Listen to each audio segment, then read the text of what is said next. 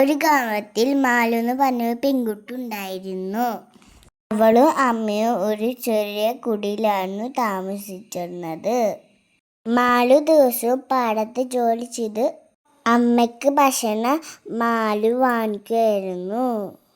ഒരു തണുത്ത രാത്രി ഗ്രാമത്തിൽ ഉത്സവം ഉണ്ടായപ്പോൾ എല്ലാവരും വിളക്കുകൾ കത്തിച്ച് പുതിയ വസ്ത്രം ധരിച്ച് ആഘോഷിച്ചു.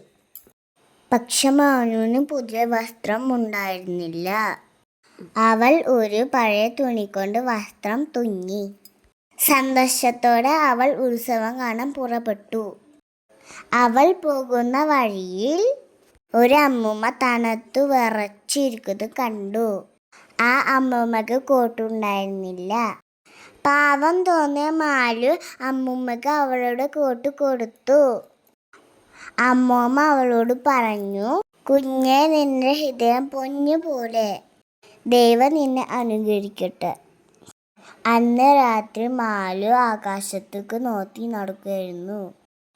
അപ്പോൾ അവളുടെ മുന്നിൽ ഒരു വെളിച്ചം വീണു. അതിൽ നല്ലൊരു പൂവായിരുന്നു. അത് അവൾ വീട്ടിൽ കൊണ്ടുവച്ചു. പിറ്റേ ദിവസം മാലു ഉണർന്നപ്പോൾ മാലുയുടെ കുടിലിന് മുന്നിൽ നിറയെ സ്വർണ്ണപ്പൂക്കൾ. മാലും ഗ്രാമത്തുള്ളവരും അത്ഭുതപ്പെട്ടു. മാലു ആ സ്വർണ്ണപ്പൂക്കൾ കൊണ്ട് അമ്മയ്ക്ക് നല്ലൊരു വീട് പണിഞ്ഞു കൊടുത്തു. ഗ്രാമത്തിലെ പാവപ്പെട്ടവരെ സഹായിച്ചു.